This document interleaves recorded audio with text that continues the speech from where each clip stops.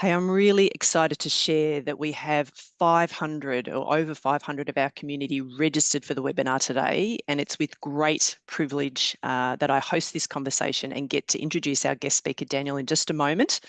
And I think this point, points to the heightened interest of today's topic on AI. So looking forward to it. I'm Donna Burr, a partner in our Melbourne interim executive practice, and joined by my 5 interim partner colleagues, Jacinta, Francesca, Caroline, Alex and Pip up in Sydney, and many of the search partners from the practice.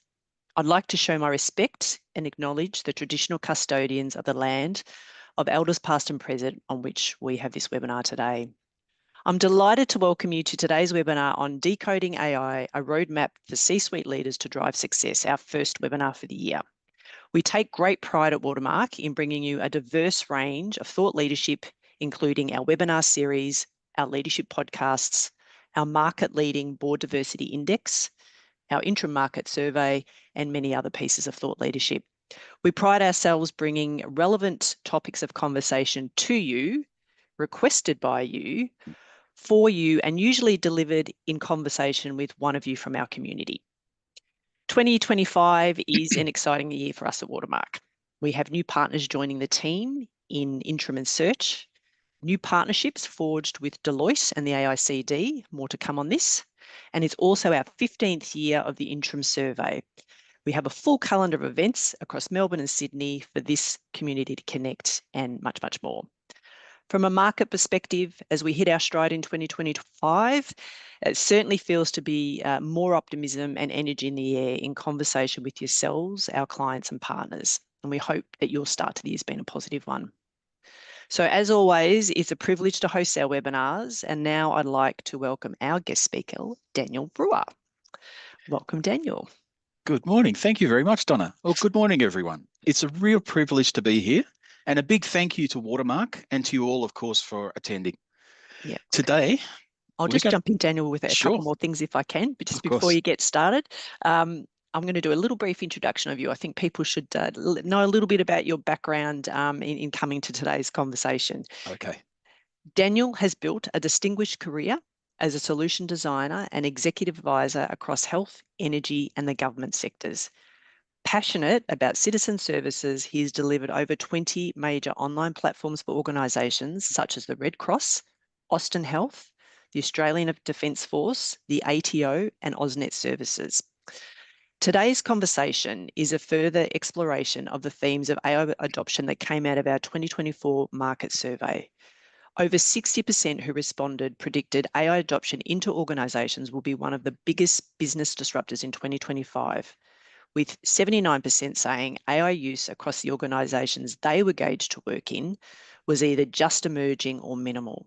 Pick up any newspaper or thought leadership from the global consulting houses, and they will tell you that this is the biggest leadership challenge for 2025. If 2024 was the year of driving enterprise efficiency, then 2025 is about productivity and value creation. Feel free to drop in the chat if you agree or disagree. We love to hear your thoughts. And yet, where do we start? How do we build our own knowledge of AI and bring it into our work practice as leaders? Get the organisation ready for IA, identify opportunities, and implement in a way that creates lasting value. While there is a myriad of pathways and models in how this might occur, Daniel is here to share his thoughts, experience, stories, and case studies, which we hope will resonate and give you some practical tips on how you might progress. Before I hand over to Daniel, some brief housekeeping. Please use the chat to share your learnings and experiences and take the opportunity to connect. Our team here, the national team, will be engaging with you on the chat, answering questions and sharing information. When you use the chat, please turn your settings to all attendees and panelists so all participants can see and bounce off one another. This session, like all, will be recorded and accessible via our Watermark web and LinkedIn pages after today's session. We'll run for about an hour, so please drop any questions in the chat and we will try to relay as many of these as possible when we cut to questions at the back end of the session. And we will share a version of the PowerPoint deck that Daniel's going to share with us today after the session. Over to you, Daniel. Welcome. Fantastic. Thank you very much, Donna. Thank you very much. Well, good morning, guys. Today, we're diving into a topic that is reshaping leadership, business strategy, and the way we all make decisions. AI isn't just a technology trend, it's a fundamental shift in how businesses operate, compete, and grow. And as leaders, our challenge isn't just understanding AI, but knowing how to apply it strategically in our roles, in our organizations and industries. The reality is, AI is already influencing every sector. Some businesses are accelerating with it, while others are falling behind. Today, we'll explore what it means to be AI ready as a leader and how to identify AI opportunities and how to position yourself as a decision maker in this new landscape. We'll be introducing a structured framework that helps executives like you understand, validate, and implement AI strategically, not for technology's sake, but for business impact. This is meant to be an interactive session, so we'll have some interactions and reflections along the way, as Donna mentioned, and I'll be sharing some insights with you that you can apply immediately. So let's jump into it. So AI is not just another wave of innovation. It's actually a fundamental shift in how organizations operate and make decisions and stay competitive. As leaders, we need to understand not just the technology, but how to align it with our strategic goals. AI adoption isn't a question of if, it's a question of when and how well. The companies that figure this out will have a significant competitive advantage. The ones that delay, they risk being left behind. In this session, we're going to break this down into a structured approach. Specifically, we'll look at you and your organization, how AI fits into the company's structure, the strategy and the operations, your role as a leader, what AI means for decision-making, leadership style, and career path, ideas and ideation, where to source ideas, the need for validation and implementation of them to bring them to life. A management framework, understanding the organization, the links, the relationships, and achieving a line of sight for value capture. And importantly, alignment. We're going to look at this and how it achieves outcomes from value across risk and impact. This, if done well, will deliver a value multiple. That is X times my input. However, it's the AI multiplier effect that we want.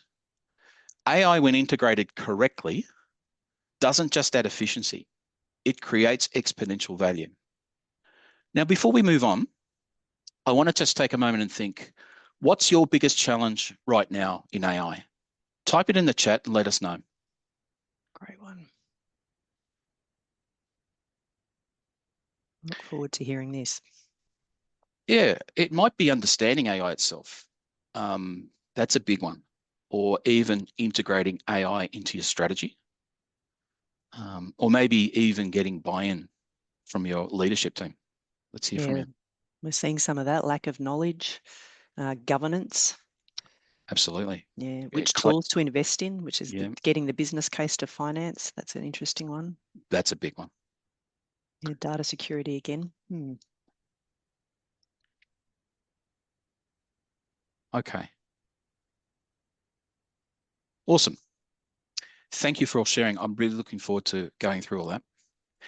It's great to see such a range of AI perspectives already. Now that we have a high-level understanding of where AI fits in, let's make this real. Imagine yourself 6 months from now. What does success look like for you as an AI leader? Let's explore that. You're the executive who understands AI's competitive edge. Your peers see you as the AI-savvy leader. Your career is accelerating faster than ever, and your decisions drive business success in ways that others don't yet understand. You need to reach a level where you can articulate business risk, value, and impact. This is about how AI can shape your career, your leadership, and your influence. In this session, we'll show you the insights we discovered that can put you at the forefront of this transformation.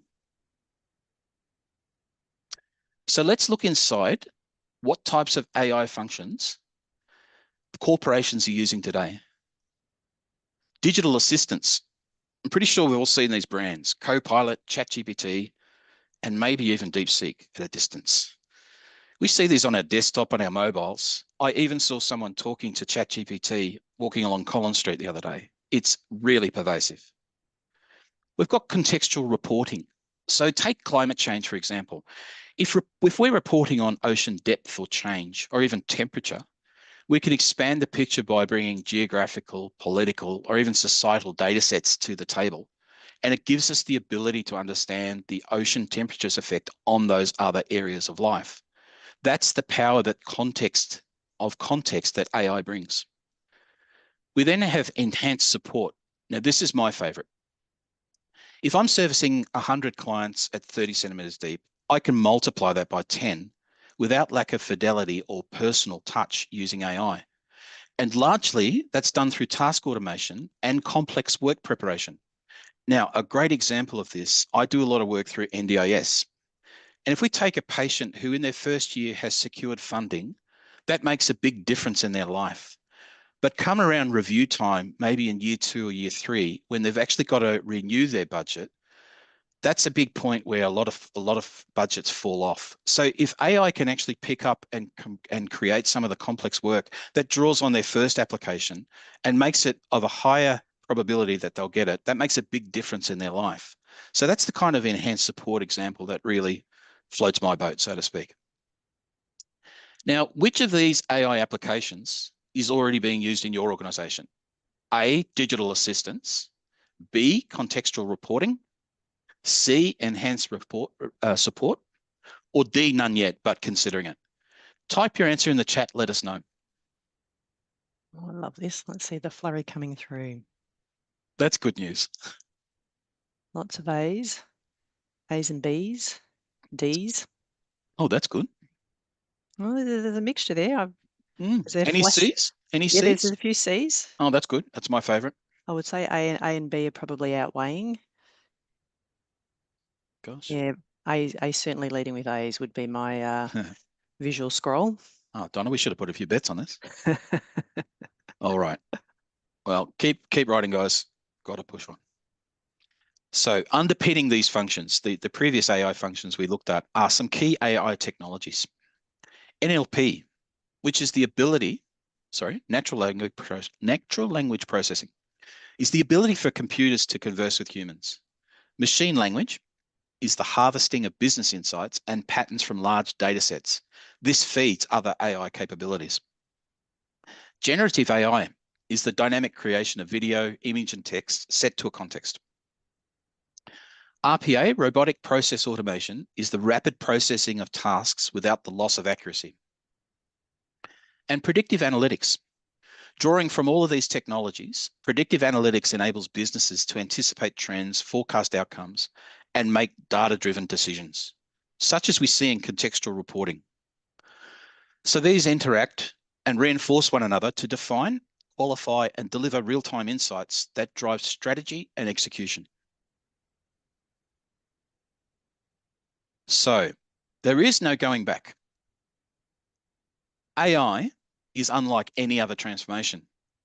It redefines thinking, decision-making, and risk management.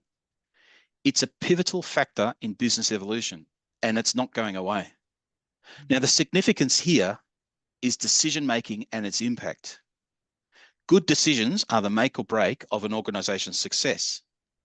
So today, we're going to look at the traps and discoveries of a real case study and what they went through. That's coming up. When an organization has successfully embedded AI, it's able to define and deliver value. To do this, we need alignment. This sustains the multiplier effect. Remember that ideas need validation and implementation. To do that, we use a management framework, and that gives us a line of sight and how an idea might work in the organization. We qualify consistently through risk, value, and impact. And when we get to a point where something makes commercial sense, we get a proposition of value and protection for clients, revenue, people, and reputation. And I mentioned protection. It's a two-sided coin, value and protection, and we'll get into that. So guys, this is actually just the start of the story.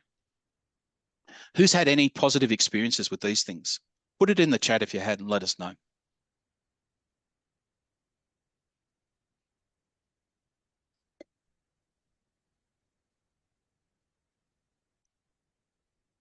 I hope there's more a flurry of inputs there. There's a few yeses. I'm That's suspecting we're not going to hear from the no's. okay. So we can achieve all of this without needing to be an AI expert. You don't need a technical background or years of AI experience to implement and benefit from AI. Without disrupting your entire organization, implementation doesn't have to overhaul your business. It can align with your existing processes. Without massive upfront investment, AI adoption doesn't have to cost millions. Strategic implementations deliver ROI quickly. Without hiring a whole new team, AI can augment your existing team's capabilities rather than replace them. Without waiting for years for results, AI can add immediate value when aligned with your organization's ways of working. And without risking business continuity, AI should protect and enhance your core business, not threaten it. So that's a lot, but this is not that difficult because the end game might not actually be what you think it is. At this point, you may be asking yourself, am I in the right organization? Am I following the right career path?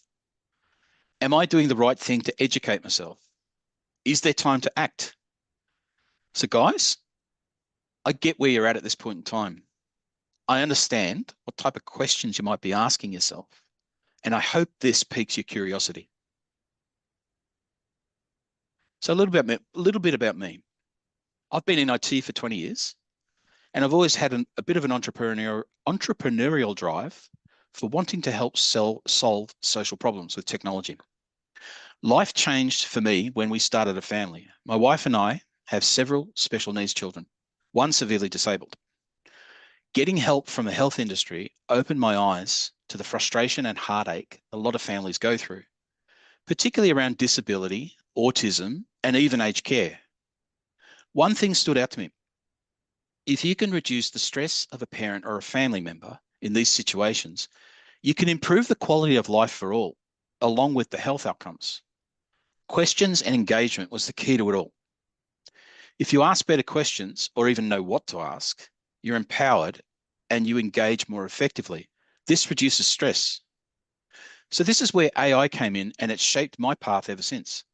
I'm here today to show you how I took this objective to market, starting Atomic and using AI as a value multiplier to enhance careers and business outcomes. I recently worked on a project that came out of my personal experience where we did just this, and we'll look into that. Now, when the government introduced new legislation in the aged care and disability sector, it brought significant changes, including greater consumer choice, the introduction of home care packages, and self-managed budgets. For many health providers, especially in community health, this shift turned business on its head. Aged care, home care, and disability services were all impacted. And for many organisations, the result was a loss of clients and revenue. Today, we're looking at an organisation whose core values and dedication not only shaped their vision, but also validated their approach to implementing an AI solution. Their commitment drove an outstanding transformation. So here's why it's worth sticking around for this today. It's all about the transformation, and that's what matters. What I'm about to show you will change how you think about AI, not in theory, but in how it impacts your leadership and business success. We'll look at the common traps, what most get wrong. Most leaders either overcomplicate AI or ignore it until it's too late. I'll show you how to cut through the noise and make AI work for you. Then we have the big discoveries, how the traps led us to them and what they are. The secret sauce, what you'll learn here, but others won't teach you, is that we're not dealing with AI hype. You'll walk away with a clear, practical framework to lead strategy without the guesswork. Now the big one, the value multiplier, getting more than 10 times ROI. AI isn't just about efficiency. It's about unlocking business growth, reducing risk, and driving smarter decision-making. You don't need a big budget or a technical team to get results. So by the end, you'll have an actionable roadmap, that you and your organization will move from the left to the right. Something 99% of businesses still don't have. So stick with me. Let's talk about that future version of you. The leader who's not only aware of AI, but is driving transformation with it. Once you understand alignment, you'll become that visionary leader, one who has mastered the 3 key principles of achieving AI implementation: risk, value, and impact. The pillars of AI transformation that guide strategic decision-making. With this foundation, you won't just adapt to AI, you'll lead with it. You'll expand your awareness, uncover new opportunities, and become the driving force behind meaningful change in your organization. This is the AI advantage. The question is, are you ready to step into it? So, who is this for?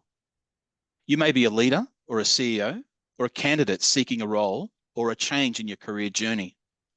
Understanding AI risk, value, and impacts is the subject that shows understanding. To hold the conversation, ask questions, to build relationships, and to qualify opportunities. AI can really open doors for you.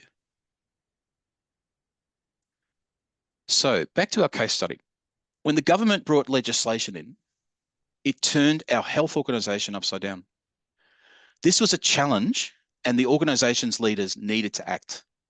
It affected home care, aged care, and disability. But because of the impact, it also affected their other services. It actually put the entire organisation at risk. The organisation had to rethink how it operated, how it delivered services, and how it engaged with its community. This was a full-scale transformation, one that impacted people, processes, and technologies at every level. So let's jump straight into solution mode and then look at the traps and discoveries. So first of all, everything starts with the client. We put a digital solution in to engage and connect the client to the existing health services.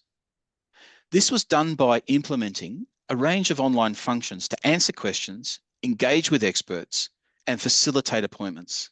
This was the AI infrastructure. The health model down the bottom there is one of the most important parts of this piece. It's the linchpin between the real and the virtual services. And this is where the organization's ways of working, their IP and their professionalism was translated to be offered through the digital channel. When clients began flowing through this new channel, the reverberations were felt through the whole organization. And then the CRM and portal were completed, the picture for supporting clients online.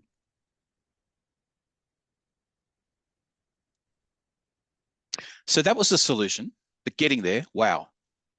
In our experience, these are the most common traps for a transformation. And these are the obstacles that need to be addressed. For any organization to address risk, value, and impact. So let's go through these one at a time. Unqualified ideas are ideas in isolation. They don't stick. Poor planning, no management framework, or business links, no line of sight into the organization. Irrelevant metrics often go down the wrong paths and miss everything. We need metrics that deal with the change that AI brings. Metrics or KPIs can define a whole business. This is such a critical element, so much so that we have a webinar dedicated just to this topic. It's that important. Not protecting the organization, people, IP, culture. Understanding the balance between risk and value is essential to achieving that. Not acting. This is the big one. The worst AI strategy is no strategy at all. Waiting is not a risk-free option. It's a guaranteed setback. So we need to see these traps as hurdles because they take us somewhere. They help us navigate from the left to the right in a transformation. And this is as much a journey for you individually as they are for the organization.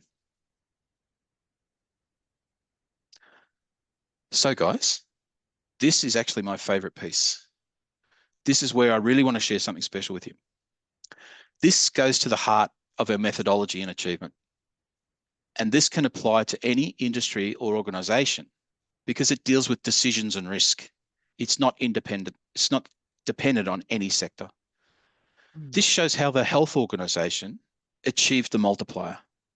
So let's go through this one at a time. Oh, before I reveal that, what do you think is the biggest AI success factor for organizations? Type your response in the chat. People, yes, a big one. There's been a couple of questions around data security and ethics, and we will actually pick up on those topics at the Oh, towards the excellent. back end. Yep, I'll pick up Excellent. those Yeah, questions with you. Yeah, look, that's a big one. a theme of people here. People. Yes. Cost, benefit, culture, enablement of people, Good. Yeah, that's a big one. leadership, obviously, theme of today. Sponsorship. Sponsorship, that's good. We'll come to a couple of questions on that too. Yeah. Fabulous. Fear, risk, culture. Gosh, furiously typing. Yes. Where to start? Very true, Monica. Where to start? Yeah, business sponsorship again there. Quality of data, data security. Yeah, we'll come to those topics as well at the end. Excellent.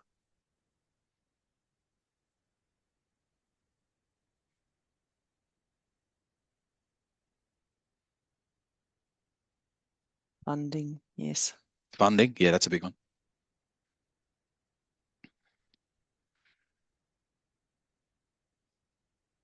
Good stuff. Okay, that's great. Thanks for your inputs there, guys. Can't wait to get through those. Okay, our first big discovery. Now, for any idea to deliver value, it needs validation and implementation. We do this through alignment, and we've got the tools to do it. This is an AI wheel. This enables us to test any new idea through the parts of the business. For example, we can test the impact to the client or the market, or through operations, or through performance. We can also look at data and decisions, systems, and relative risk and value. We can determine with a level of certainty any idea from this. The next part of the toolkit is the management framework. This gives us the line of sight into the organization and its moving bits and its links and its relationships. It gives us an idea of how an idea could scale with precision and efficiency, but it also gives us an insight as to how roles and teams can work with it. We get a higher level of certainty after testing through this and a detail of how the idea can actually be delivered. The final part is to use a scorecard. I think we're all familiar with this, but really it's to assess what comes out of the management framework against risk, value, and impact. And because these are tools, we can test the idea, change it, change the model, and retest until it makes sense to the business. Our second big discovery is that for any business to use AI, they need to digitize the business. These are the planning items that Atomic delivered to achieve the transformation. And again, this applies to any industry and organization. A business and ICT strategy that gives the investment and the roadmap for the transformation. AI value assessments allowed us to identify where AI added value in the business. Cybersecurity to ensure that they're protected and reinforced. An ICT current state report to identify and exploit any existing services and values that can be leveraged. A pilot and innovation program to be able to test, fail fast, and implement the ideas. Completing this was the overall education and mapping the people and the company went through in the transformation. This helped to orientate the leaders along with their teams and their service partners. And this is what moved the business from the left to the right. It also clearly stipulated that the type of people the organization would need for its digital future. And that's very important. So have any of you implemented any of these instruments? And if so, what did you use them for? Let us know in the chat.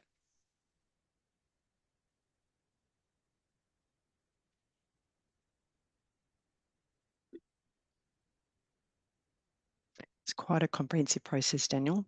I love it. Yes, and it's a process that doesn't necessarily start with all five. You can come in at different Yeah. levels. Yeah. And I think, I think the board and the communication to the board is so important. And these things can really elevate ideas, and they can respond to questions as well from directors Mm-hmm. who want to know about, what it's all about and where it'll take us. Yeah. And I've seen these things used in isolation and redone to actually get the idea over the line or qualify it out. Yeah, I love that. So, it's an amazing process. It's actually very enjoyable.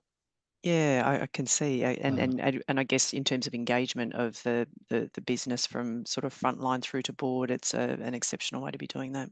that's right. One of the biggest areas of insight for enhanced support actually comes from the Mm. help desk. Mm. And so ticket knowledge, understanding what kind of support requests come in, how Yep. quickly they're closed and such, gives an incredible insight for transforming support and using AI. Yep. It's an amazing process. All right. Great things here. A lot around the cybersecurity strategy, kind of risk management focus using those AI value assessments Yes. Yes. Oh, that's excellent. to map the journey and so forth. Yes. Yep. Yep. Yes. Excellent. All right. Good input, guys. So we've just gone through the first two discoveries, and these were inputs for the third one, the AI multiplier effect. This is the killer discovery. So first, we put in place the digital platform for our health organization, then the digital channel, and that's the connection to the market. Processes were then digitized, which brought the health business into the digital world. Data insights give the business incredible fidelity about what clients want. This led to great enhancements to the client experience and decision management. Now, just pausing for a minute there, the leaders of the business began to realize that what they had here was a new digital toolkit. They saw business opportunities open up with other organizations all over the state. Wow. They saw that their new online investment could be used in other contracts, simply providing the digital service. And at Automic, this is an outcome that we've seen across other client sectors as well. They truly had a new business. And through this investment, they could see the power of what they'd put in place. It was the new services, new contracts, and even a bigger client market. This is the AI multiplier effect. Okay. So let me tie this all together for you. Everyone knows about Gartner. This is an AI maturity model, complete with spelling mistakes. It's a great baseline for understanding how and why a business can progress in its use of AI. This shows how a company can advance and move from the left to the right. So looking at the maturity model, where do you think your organization currently sits? There are 5 levels, 1 to 5. So put in the chat, with 1 being just starting and 5 being fully AI driven.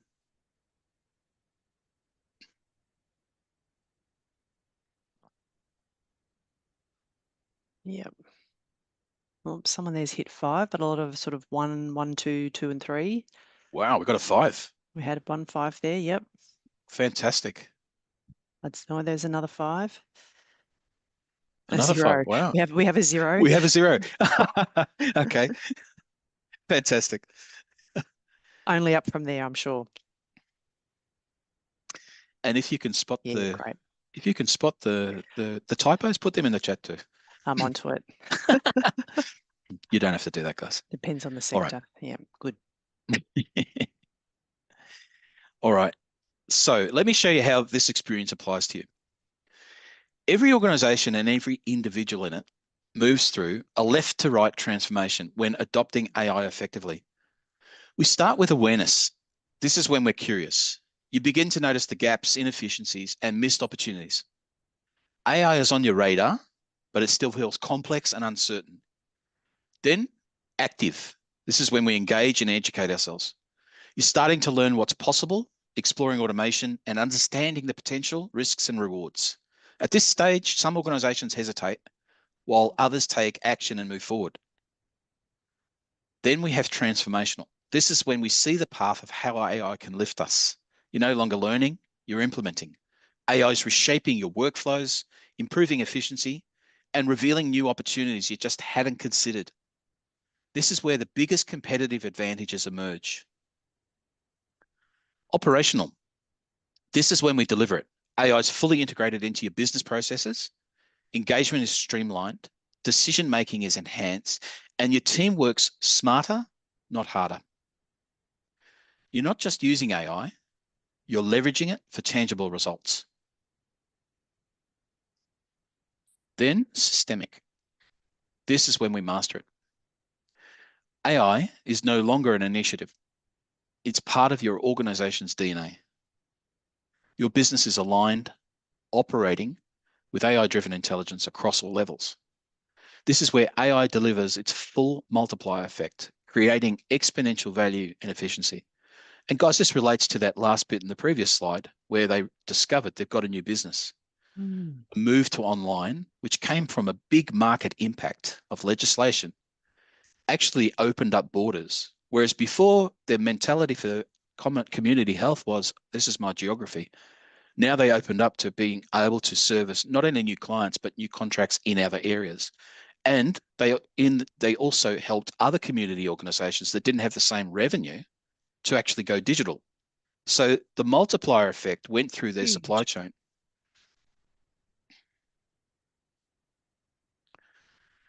So guys, where are you on this journey right now? That's the big question. Some organizations get stuck between active and transformational. They see the potential, but they don't take action. Others never reach operational or systemic, leaving money, time, and opportunity on the table. But the leaders who move decisively master AI. They unlock its full value and position themselves at the forefront of their industry. Which path will you take? That's a big question to ponder.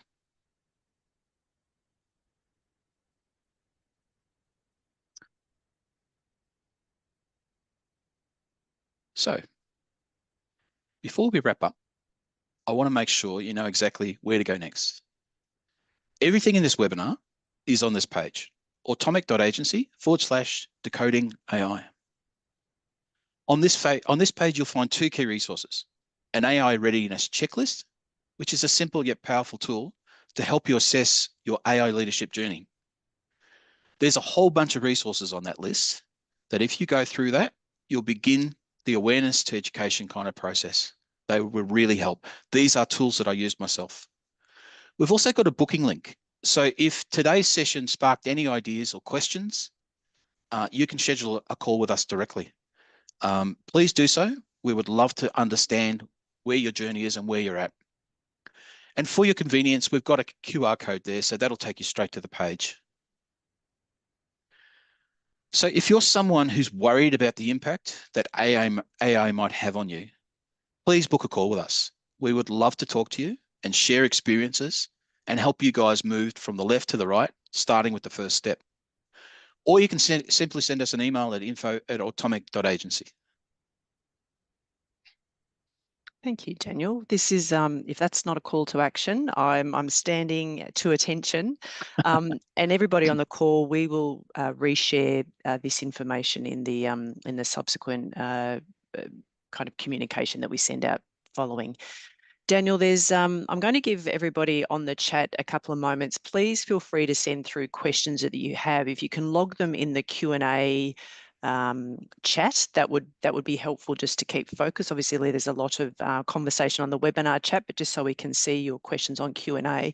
But there are a few things that come up. There was a theme that was coming through around sort of data security, ethics in terms of the back end of how the data and information decision making was made by AI. Is any comments that you can make on the implementations that you've done, how you dealt or worked with the organisation in kind of understanding and managing concerns around data security and cyber threats?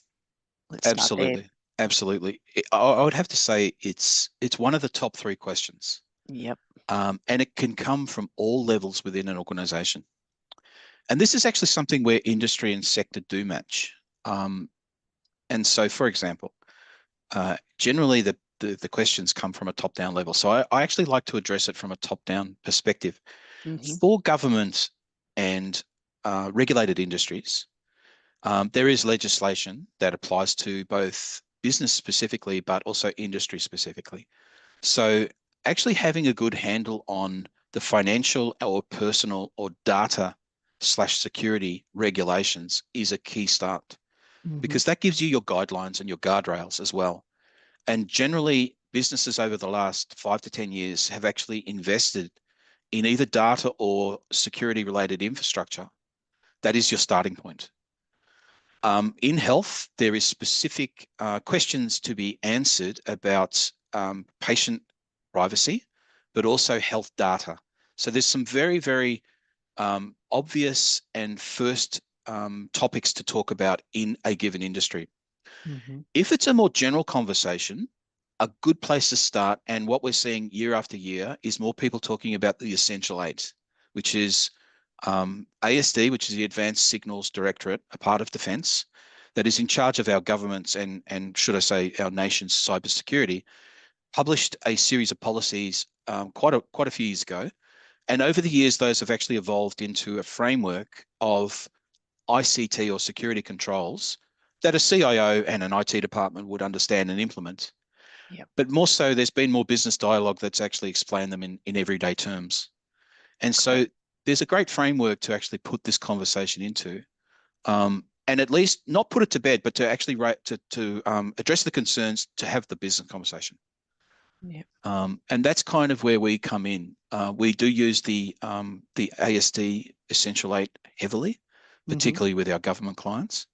But then we also reinforce both the data and the application security by citing the technologies and the standards that have been approved by government, and also reinforcing sovereign data centers of saying we operate in Australia and here are the harnesses and the controls that they use that do give assurance.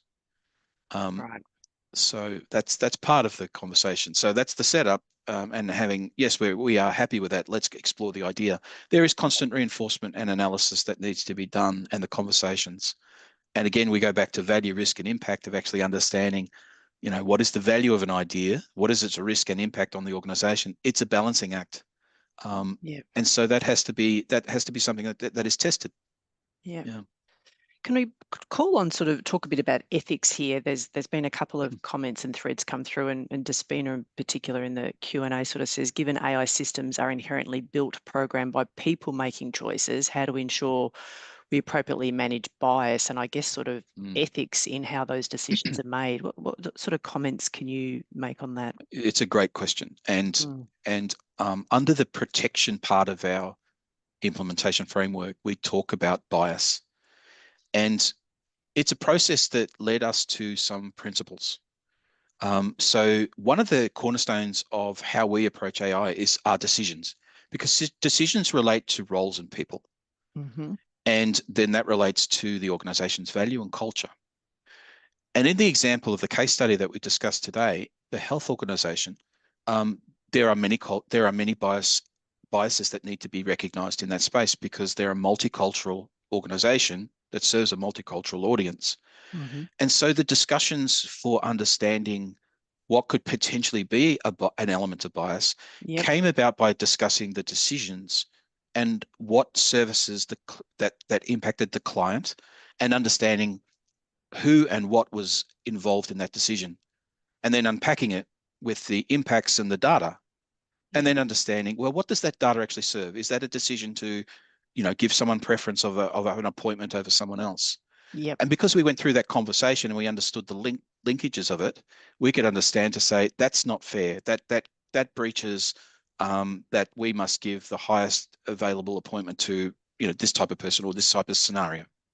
Yep. And so because we had that connected conversation and it revolved around the decision, and then the outer ring was people, then it was process and Mm-hmm. technology. And by people, I mean client as well. Yep. It exposed everything in a way that we could test it and question it. And that's got Yep. nothing to do with technology. That's all No. business, Yes, business and absolutely. culture. Yes. And for me, that's the link there, isn't there? There's a strong Mhm. element of culture there that really can impact, the quality of the decisions made, Absolutely. ethics, and so Absolutely. forth. And one of the things in IT, we've all probably heard of, failed government IT projects and big budgets that just Mm, keep failing. It's because it's not a technology thing. It's about people yeah. and process and culture. Yep. So much value locked up in those things. But easy to use technology as the scapegoat. Um, Yes. just a couple of questions here around governance, and just also want to touch on the role of the board. So, in particular, in the sort of AI projects that you've worked in, what's the role and level of involvement that the board's had in these AI implementations? And is there any kind of, your top tips around the types of governance strategy that you would have in place as people are looking to embark on various AI implementations? Absolutely. A lot of the AI projects have actually been initiated from the board, Hmm. and it has actually come from competitive threats or Right. market legislation. And the Yep. example is health. Um, I think board members, if they're educated enough and understand, even through examples of internet banking and mobile phones that are so digital payments, that's the kind of awareness that sets the ground for a board member to say, well, I think AI can actually help us reach our client. We've got a big challenge. And the board members of the health organization, for example, clearly knew that they had to meet a deadline to put something in place to meet the aged care legislation. And as I articulated, it put their entire organization at risk. So the board members actually knew. They said that the chairman said, get educated. You need to understand this. We need to consider ideas quickly. So a lot of initiatives come from the board members. A lot of other directors and such, or the upper leadership might be aware and make a submission to the board to say, we need to do this, we need to act. So many business cases are highly effective for actually showing, why we're doing this. Again, risk, value, and impact. So Mm, we've worked with many senior leaders to engage the boards and the directors once we've actually produced, a two-page scenario that outlines why we need to do this, what the cost is, and what if we don't do this. yep. But I would say that um, I look at AI as being the tip of an iceberg. It's 15%, but then you've got 85% underneath it. There's been a lot of precedent with digitization that I think actually are the building blocks that can be used readily to introduce AI so that it's not such an out there idea, or fear Mm, doesn't kill us. yep. So the mobile phone, the AI chatbot, people talking into it, making friends. I've heard people name it. Yes. Um, this may sound silly, but just think about other areas that we now use on an everyday basis. Yeah. To be able to customize ChatGPT to compose your emails or check things or do something really, really quick that gives you more time to do higher value things is going to propel this probably more than anything More than, else. yeah. Yeah. Daniel, there's been a couple of questions. So in the case study that you gave, obviously there was a lot of digitization of processes, and the question was sort of, what were the actual AI elements in that overall Yes. case study versus being, the sort of the digitization of a process. So I get the chatbot was probably, one piece that's actually an Yes. AI piece. Can you just talk to a couple of the highlights around the actual AI components that Absolutely. were implemented? Yeah, Absolutely. just to be So clear. absolutely. That's a good question. So the AI design actually addressed three key problems in the health industry. And we've got to remember this is public health. Mm-hmm. So generally, the general experience, and this goes back to my own experience when I talked about in that slide, not Yep. enough time, not enough money, and not knowing who to see, who to speak to. Yep. So if you remember in the slide, we had an AI health model. So the AI health models actually took the government policy and what we call navigating the policy, which is the big challenge. Where do I go? What do I do? And then it linked in with the local databases or the local knowledge of the organization. So it was a synthesis of actually saying, for aged care, I need to understand. These are my questions. I want to choose an institute. I want to know who to talk to. For autism, I want to understand what the healthcare plan is. I've got my top 20 questions. So we brought all of those things that would actually that the organization didn't have enough time, staff, and money to actually answer all the questions. Mm-hmm. And we put it into the chatbot. So it helped with expert questions, navigating the health system, and then talking to an expert. And this is my favorite bit because this is where the virtual and the physical doctor came into play. We got a lot of knowledge out of the doctor's head and put it into the avatar, into Mm-hmm. the digital person. So now a person could actually go on and say, I want to know about your dental practices. Are they in my local school? And of course, it would answer that. But then I want to understand what should I be doing, as best practice for my child to understand how to take care of their teeth. They're 5 years old, and I want her to have good teeth. Yep. And so it would give these things, but it would interact because it would adopt the personality of the doctor. And so the AI bits were the conversation and then the conversion of I've spoken to the expert enough, I want to talk to someone real. So it would make an appointment. But Yep. underpinning that was the government policy, the knowledge database, and then references to other key online sites for medical knowledge. Yep. And it was all articulated through the conversation. And it's a continually evolving beast, so to speak. Love that. Yeah, so that's the AI. So the AI basically took the best of what the people do and how they do it, and they brought it online to Yep. meet that new challenge because the client was now out in the market choosing their own thing. And the big thing is that they had consumer choice. So, Yes. Could go out they're to other controlling their players. own money now. It's completely 180-degree turn. Love it. Thank you for really kind of crystallizing what those components were. I think that's helpful. I know ideation is a big thing that you are passionate about in this whole sort of journey of AI adoption and implementation. Where have you seen the best ideas come from? So if leaders are leaving here today and thinking about, well, where are we getting these ideas from? Like, just give us some of your examples of where you've seen the best ones come from. Sure, sure. So we spoke about unqualified ideas and Hmm. those flapping in the wind. And, we really should leave them flapping in the wind. Because I think that an industry like health or banking or, any other kind of industry, automotive or even professional services, is Yep. going to react to a major disruption in the market. Something will come in that influences the whole industry, like law, for example. Gen AI is just completely revolution article clerks, the way they Hmm. prepare cases. So it's not as if one firm is going to say, we're going to do this first, or they may do that, but it's an industry change coming in that's going to adopt the way they do business, influence the way they do business. Yep. So I kind of focus on ideation in the sense of when you look back into your own business, if there are things in the market that you're going to do, how can your own ways of working actually make them better? Because they not only qualify the idea, they actually define the path, that line Yep. of sight, You'll take that. as to how they're going to be executed and supported. But the most fun part of ideation is the creative part. And I have maybe 6 different points that I look at when I have a workshop as to where we could actually look for sources of inspiration. One is reverse engineering what you do well. Hmm. One is what are your competitors doing? What are the leading technology changes that might actually clearly influence how we could do something faster? Decision making is a big example of that.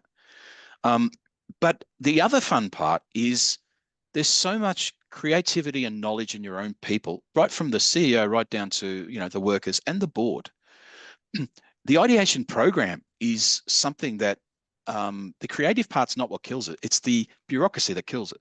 Mm. So when you look at an ideation program and you define something, you've got to bring the organization into the creative part to say, well, we can introduce this new mobile app, but how are we going to support it? We don't have modernization. We don't have the people who understand it. You've got to bring that into the organization. And the thing is that if you bring people who represent, like on the AI wheel, Mm, all the different moving parts of the even the client, you'll get inputs into how you can make that a feature or an execution strategy that you just never would have thought of before. And it's that process that you do up front, that hard qualification, that really improves the success of where and how your ideas get off the ground. I love that. Um, Yeah. and I- I've seen some amazing things come out of government. If even Services Australia, the way they're using AI in the background to actually bring the personality out of some of the data that's in both health and financial, that for a lot of people who depend on that. Yep. And also the sentience that we're seeing emerge from ChatGPT. So recently they kind of released a whole new wave of technology or ways to access sentience. And that's the ability for someone to actually, detect that on certain keywords, I might not be feeling too good today. But when you bring that into a boring business conversation, well, that's, if this, if that, a decision type of tree, it brings that element that just brings support capabilities right up to another level. Wow. And you've put guardrails on that, and ethics Sure. comes into that in a big Yep. way. And it's Yep. not something you rush into, but this is something that's not going away. We're seeing this creep into coaching services and mental health as well. So yeah, it's an exciting area. There are so many, and we haven't even really spoken about ChatGPT, which is the thing that most people are probably most familiar about when we kind of dabble in some AI. We're coming close to time. Look, thank you. I've got one last question for you, and then actually I'll do the wrap up. So, you know, a question's been asked here, and as leaders on the call here, in order to continue for them to stay abreast on the latest AI developments, what would you recommend as the best way for them to kind of leave here, take action, and sort of continue to improve their knowledge and stay across sort of the latest, if you like? Sure. Yeah, that's a great question. Well, first and foremost, have a look at the AI readiness checklist that we've put down for you. That it really is a clever list of not only sequences of things of how to educate yourself and become aware, but each one really you can dive into and actually understand aspects of becoming aware. It's almost like going through the levels of the maturity model. Hmm. So have a look at the resources that we've got on that. Book a call with us. For us to talk together, we can really uncover some interesting things about what you know and where you're going. Otherwise, this sounds ironic. Jump onto ChatGPT and ask your question. It will give you incredible resources about what to look Love at that. and where to start. But we've done a lot of the hard work in our checklist. So have a look at that and get in touch with us because we would love to have a conversation with you. Daniel, thank you. And thank you for your time today, your preparation, the conversation, the stories, your personal journey and story, hugely impactful, and a lot of pragmatic ideas for everybody to consider. For everybody who joined us today, thank you for your time. Thank you for your engagement. I appreciate there are a lot of questions that may still not have been answered. We will have a transcript of the chat. Let us look at those. If there is a further conversation we could bring to you to extend your knowledge around themes, please let us know. We'd be delighted to continue to run a series around this. But thank you. Please reach out to Daniel. He's genuine in his offer there and passionate in his offer there to support you on your journey, wherever that would be. So we welcome feedback. Thank you again for your time. We look forward to welcoming you to our next webinar. Stay tuned to our LinkedIn page and the website where the recording and materials for those who've registered, a follow-up note will come with you, sharing with you the information that Daniel's got here and a copy of the webinar. So thank you again, Daniel. Everyone have a great day, and we look forward to you joining us at our next webinar. Thanks a Thank lot. you, Donna, and thank you, Watermark. Thank you, everybody. Goodbye. Take care.